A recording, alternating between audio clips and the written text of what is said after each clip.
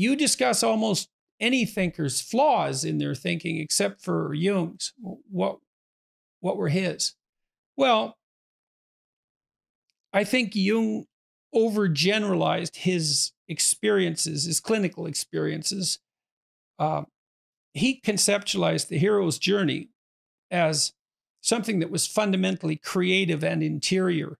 And I think that that's probably true only for people who are really high in trait openness, who are creative. And I suspect that Jung attracted a tremendously disproportionate number of creative people to his practice, given the nature of his personality and his interests. I've found in my own practice that when I had creative people, they were very inclined towards the discussion of literary themes. They framed their life in literary terms. They were prolific dreamers, very interested in dream analysis. They enjoyed a literary approach to life. My more conservative clients, often equally high performing, although I had a practice that spanned the entire range of human ability, they weren't interested or captivated by that at all. And for them, the primary adventure of life wasn't internal or literary. It was external and practical. And the more agreeable types, their life was primarily social rather than symbolic or creative.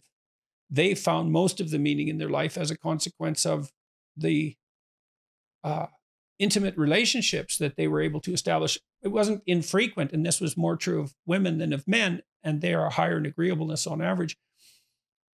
I had conscientious clients who would frame their life in terms of their accomplishments, their career accomplishments. That's how they parsed their life up temporally. First, I was in school, and then I went to university and I studied this, and then it was all extra. It was all achievement oriented.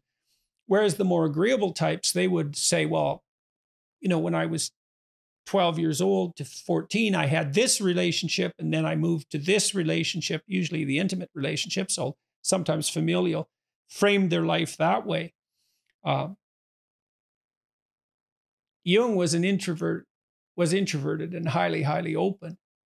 And so that skewed his view in a particular way. And then because he was psychoanalytic, he also tended to view the psyche as sane as a consequence of its internal organization and even its internal ethic, and placed much less stress on the role of social interactions and society as a whole in producing sanity. A sane person is not only organized internally, but they're integrated with their society. And the internal organization actually reflects the social organization. They mirror one another. And although Jung, being a very sophisticated person, of course, knew that social adaptation was necessary, it was more his colleague, Alfred Adler, who was more politically on the left, by the way, as well, who concentrated more on the interpersonal aspects of life and the role of socialization in the maintenance of, and the maintenance of intimate relationships, say, in relationship to sanity. That's not stressed much in Jung. If you immerse yourself in the Jungian world, you'd end up convinced that we were all creative religious mystics, and that was our essential destiny if we were going to realize the highest reaches of our being. And there's some truth in that, but there's also truth in the proposition that you can find your pathway as an agreeable person in your relationships or as a conscientious person in your duty. A Jungian might argue that all that still has to be nested in something transcendent at the outer reaches of personality. And I suppose that's possible, but that's what I would say with regards to the limitations of Jung's thinking. It's also the case that although he identified at least one of the major personality traits, extroversion, although the modern version of it is somewhat distant from his original conceptualization, he didn't notice that one of the major personality traits was neuroticism, the tendency to feel negative emotion. He never formalized that idea in his thinking. And it's a great oversight in some sense, because the capacity to experience negative emotion, when that's exaggerated, that seems to be the core feature of everything that we regard as psychopathology, psychiatric and psychological illness. It's not the only thing, but it's the primary factor. So,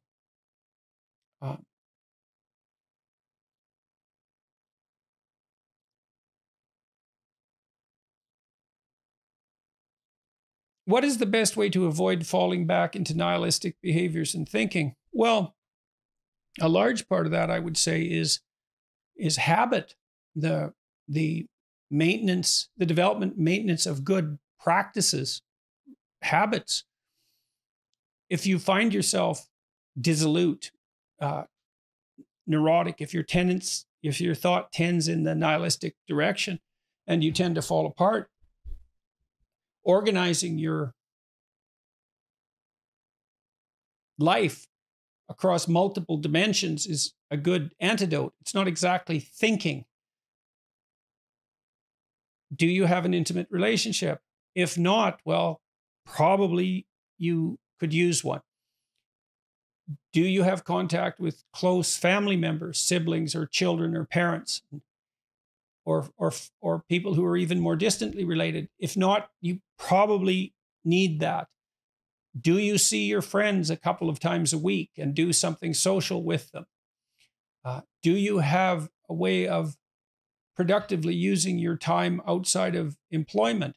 Are you employed? Do you have a good job, or at least a job that is practically sufficient and that enables you to work with people who you like working with, even if the job itself is, mundane or repetitive or difficult? Sometimes the relationships that you establish in an employment situation like that can make the job worthwhile.